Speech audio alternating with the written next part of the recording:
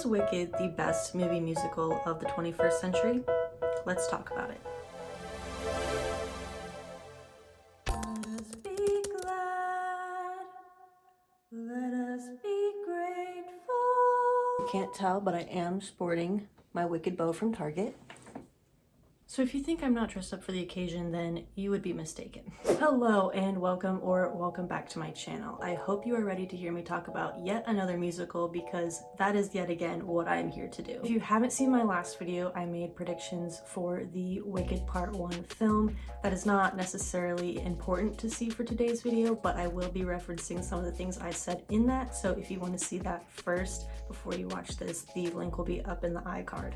Wicked Part 1 officially premiered on November 22nd, and on November 21st I went and saw an early screening of it. At this point, I'm not sure why early screenings are even a thing. Those should just be considered the premiere date, because just about anyone who has access to a movie theater can go see it a day early. My crusty cat's being clingy today.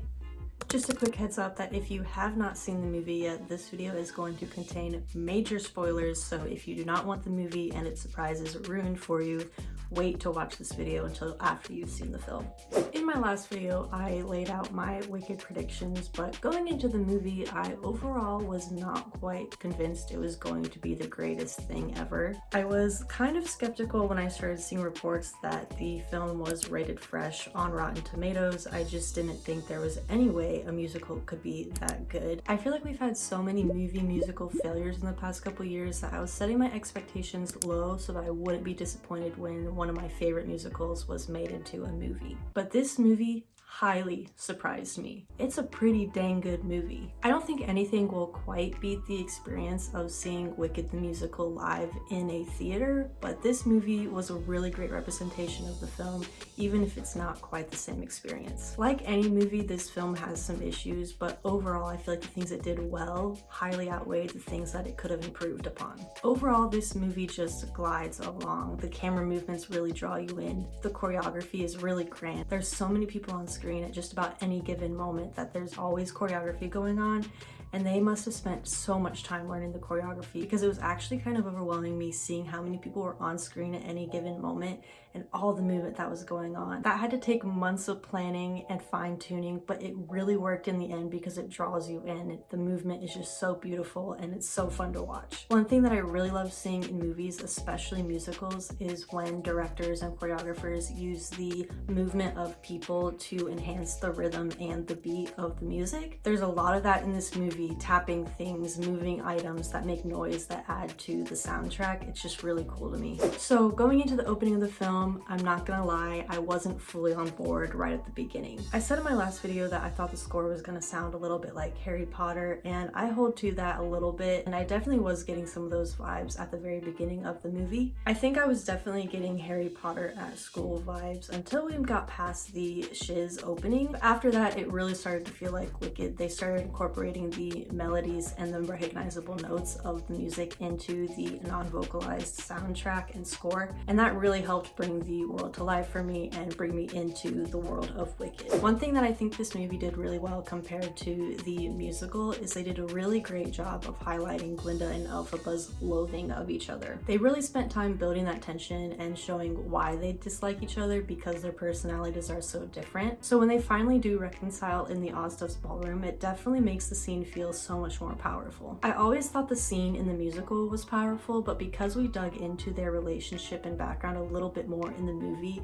it makes the scene even more moving, I feel like, than the musical. So I really appreciate them diving into the tension of this relationship before the reconciliation, because it makes the reconciliation so much more powerful and moving and heartfelt. Speaking of our leading ladies, Ariana Grande and Cynthia Erivo highly impressed me. Ariana Grande at first had me just a little bit worried during Thank Goodness, because she was using a lot of vibrato, which I'm not always the biggest fan of, so I was a little bit worried that maybe she vocally wasn't as strong as I thought maybe she would be from hearing her in the trailers. Other than that little bit of vibrato that personally isn't my favorite, I thought she was exceptional. Someone on my last video commented that 0 people on earth will be able to do what Grande did with this Glinda character, and honestly, given this specific Glinda circumstance, I couldn't agree more. Especially if we're looking at some of the other actresses who are up for the role of Glinda, I am so glad Grande was the one chosen. Some of the stars that were up for the role were Amanda Seyfried, Renee Rapp, and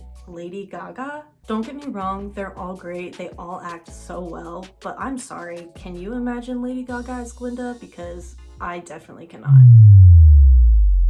I'm really glad that director and casting decision combo fell through because I think what we got is so much better than anything that combo could have brought us. As for Cynthia Erivo, I was so happily impressed by her. I said in my last video that I was a little bit worried about her acting, and honestly that must have been how they edited the trailer because she was nothing but wonderful. She brought such a subtle and introspective performance, and it was so amazing to watch. Also, her vocals are literally butter, and I cannot believe she was singing live and doing all of her stunts live. That is so mind-blowing to me, and she is so talented for being able to do that.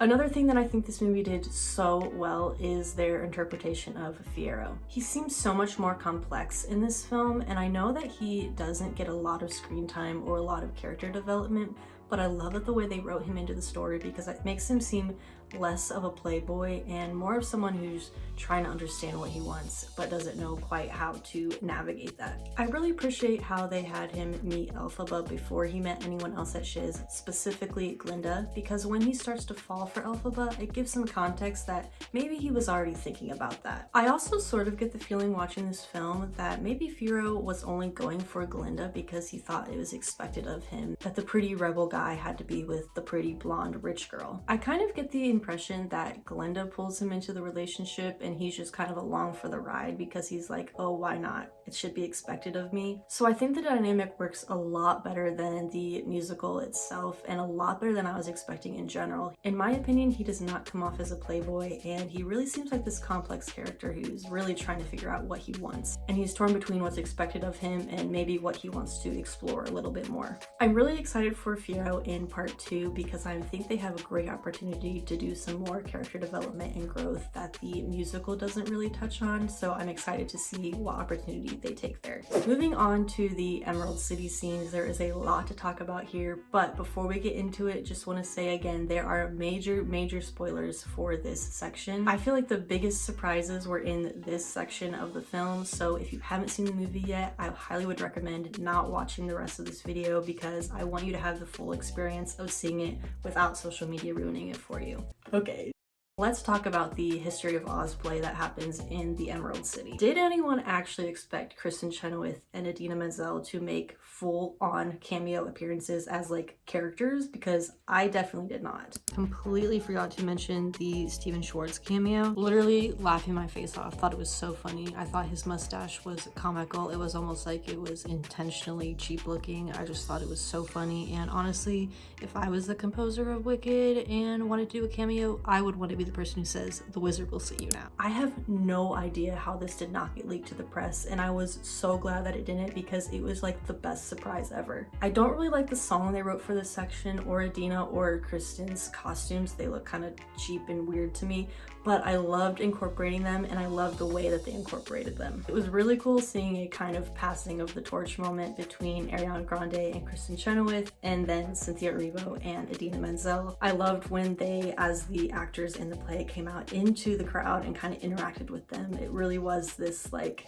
this role is yours now kind of moment, and I think obviously that only like really, it maybe is special to people who know the history of Wicked, but either way it's still really cool and I love that they incorporated that. I also love that the play that they were acting in serves a purpose into the grander story of the movie. I feel like it was really important to have a preface to the upcoming plot point of the Grimmery, and so I think the play really helped lay that out and showed the importance of what was about to happen. I personally kind of forgot the importance of the Grimmery, so it was a nice reminder to have. However, I really wish they would have found a way to incorporate that history earlier in the movie. Perhaps when young Elphaba is playing in the garden with young Vanessa Rose, that would have been a great time to incorporate the history of the Grimmery. I don't just say that for no reason. I think it would have been a much stronger payoff for the audience had they learned about the Grimmery earlier on. I think if we would have learned about it earlier on, that maybe would have given us an idea of why Elphaba was so special, and then perhaps she was the one who was going to be able to read the Grimoire. I just think it would have been a more satisfying payoff for the audience in particular to know that maybe that's why Madame Morrible is interested in Elphaba, and maybe that's why she has these powers. Once Glinda and Elphaba meet the wizard, there is a lot going on and quite a few things to talk about. I felt like there was kind of a lot of extra fluff here, things that really didn't need to be included in the movie. It just increased the watch time and didn't really add anything to the story itself. I kind of honestly hated the replica of Oz scene. It seemed really dumb and like a weird way to write in unnecessary backstory for the yellow brick road. I did like the figurine of Elphaba and Elphaba choosing to embrace her greenness and who she is as a person, so I liked the figurine, but I feel like we could have worked that in without having the whole side plot of the replica and then just oohing and awing over this diorama. Like, it was just kind of an unnecessary scene for me. Speaking of being beyond the curtain with the Wizard of Oz, let's speak about Jeff Goldblum and Michelle Yeoh as the Wizard of Oz and Madame Morrible. Frankly, I found both of them really annoying and not in ways that play into their characters. I found Goldblum just silly for no reason. I really just felt like he was there to be a big name in the film, and I really just didn't think he had a great portrayal of the Wizard of Oz. He comes off as too funny and comical to be as conniving and evil as he ends up being. He doesn't really act like he's smart enough to pull off this kind of feat he's about to pull off. As for Madame Morrible, I felt like there was absolutely no build up to her being evil. As I said in my last video, I really didn't think that Madame Morrible and the Wizard of Oz were going to seem evil throughout the movie. It kind of just was going to be thrown upon us that they were the bad guys, and I felt like that was definitely the case. We see the most of Madame Morrible, but we really don't get any indication that she's evil.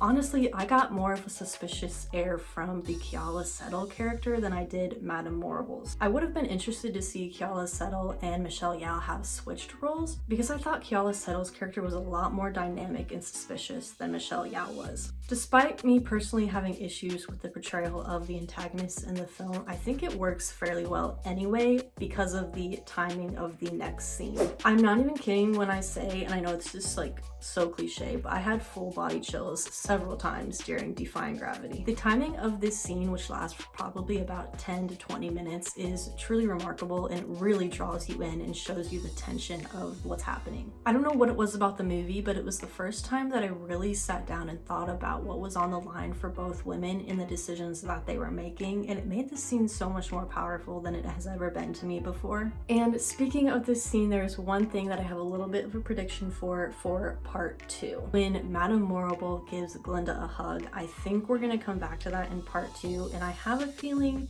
that Madame Morrible might have been whispering some blackmail into Glinda's ear. So I wouldn't be surprised if in part 2 we come back to that moment and see a slowed down version and hear what she said, and that's what's gonna cause Glinda to take the step she's going to in part 2. So overall, I thought this was a really great movie. I was so pleasantly surprised. I'm seeing this movie again in a few days with a friend, and I can't wait to watch it again and look for new things that I missed the first time. What's really interesting is I think movie 1 works well as a standalone, so I'll be interested to see who comes back for part 2. I'll be curious to see the percentage of people who return for part 2 who were longtime Wicked fans before part 1 came out versus those who are coming back for part 2 who only saw part 1 from marketing or word of mouth. In general, I feel like people talk about Act 2 a little bit less of Wicked, but I'll be interested to see what they do with the movie because I think they have a lot of room to grow the characters, to go into depth into them, and I think they really have the opportunity in part 2 to flesh out the world so much more. Let me know down below all of your guys' thoughts on part 1. I can't wait to hear what y'all have to say. Otherwise, that is pretty much it for this video. If you like this video, don't forget to give it a thumbs up and share it with all of your friends who are Wicked fans.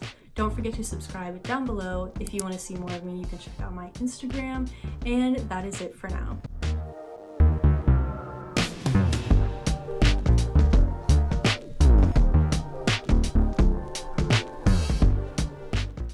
Mister, I'm busy. I'm busy, buddy.